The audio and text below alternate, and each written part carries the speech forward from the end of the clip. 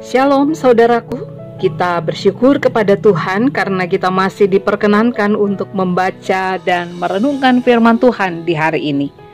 Adapun bacaan Alkitab kita saat ini terambil dari kitab 1 Tesalonika, pasalnya yang keempat, ayatnya yang pertama hingga ayatnya yang keenam. Demikian dinyatakan. Akhirnya saudara-saudara, kami minta dan nasihatkan kamu dalam Tuhan Yesus. Kamu telah mendengar dari kami bagaimana kamu harus hidup supaya berkenan kepada Allah. Hal itu memang telah kamu turuti, tetapi baiklah kamu melakukannya lebih bersungguh-sungguh lagi. Kamu tahu juga petunjuk-petunjuk mana yang telah kami berikan kepadamu atas nama Tuhan Yesus. Karena inilah kehendak Allah pengudusanmu, yaitu supaya kamu menjauhi percabulan, supaya kamu masing-masing mengambil seorang perempuan menjadi istrimu sendiri dan hidup di dalam pengudusan dan penghormatan, bukan di dalam keinginan hawa nafsu, seperti yang dibuat oleh orang-orang yang tidak mengenal Allah. Dan supaya dalam hal-hal ini, orang jangan memperlakukan saudaranya dengan tidak baik atau memperdayakannya, karena Tuhan adalah pembalas dari semuanya ini, seperti yang telah kami katakan dan tegaskan dahulu kepadamu. Demikianlah pembacaan Alkitab. Ada banyak orang yang berupaya untuk menjadi pribadi yang berkenan bagi Allah. Karena itulah yang menjadi tuntutan kita sebagai anak-anak Tuhan yang dipilih dan dipanggilnya hadir di tengah-tengah dunia ini.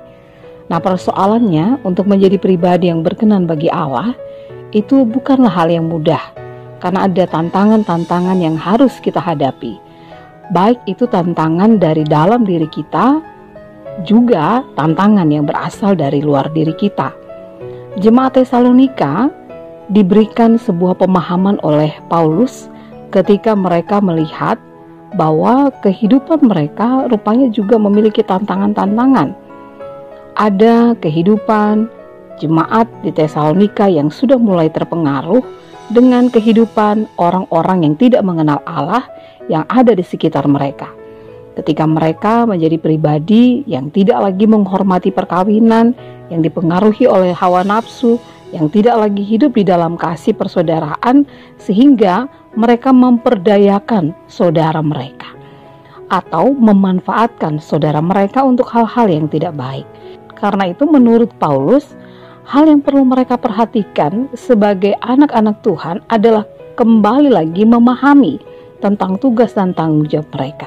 Memang tidak mudah, tapi mereka harus melakukan hal-hal yang kudus. Karena itulah yang dikehendaki atau yang menjadi bagian dalam hidup berkenan bagi Allah. Kudus dalam hal ini adalah yang pertama ketika mereka menjaga kehidupan perkawinan mereka. Memiliki satu istri atau sebaliknya, saling menjaga dan menghormati perkawinan itu sendiri. Dan yang tidak kalah pentingnya juga adalah bagaimana mereka hidup di dalam kasih persaudaraan satu dengan yang lain. Nah, Bapak Ibu saudara-saudari yang kekasih di dalam Tuhan, merefleksikan firman Tuhan pada saat ini, pertanyaan bagi kita semua, apakah kita mau menjadi pribadi yang berkenan di hadapan Tuhan? Ya.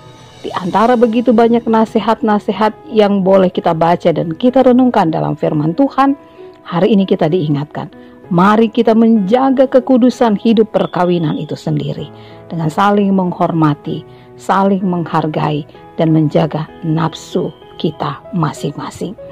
Yang kedua adalah bagaimana dalam tugas tanggung jawab kita hidup di dalam kasih persaudaraan.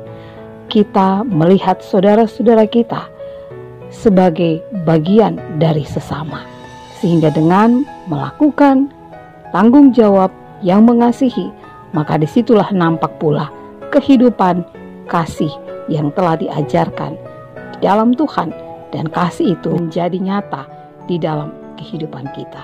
Bapak Ibu, saudara-saudari yang kekasih di dalam Tuhan Yesus Kristus, kejarlah kekudusan, sebab tanpa kekudusan tidak seorang pun akan melihat Tuhan.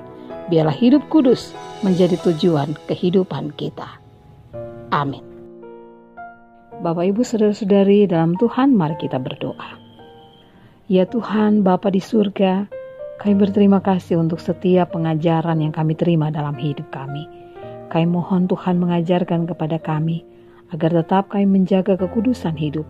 Kami perlihatkan itu dalam kehidupan rumah tangga atau perkawinan kami. Biarlah masing-masing kami saling menghormati, saling menjaga satu dengan yang lain. Sehingga kehidupan perkawinan kami boleh menjadi perkawinan yang benar dan berkenan di hadapan Tuhan.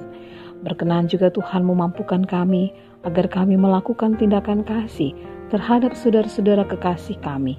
Sehingga kehidupan kami pun boleh menjadi berkat bagi banyak orang karena hidup yang mengasihi di dalam Tuhan. Di dalam nama Tuhan Yesus kami berdoa. Amin.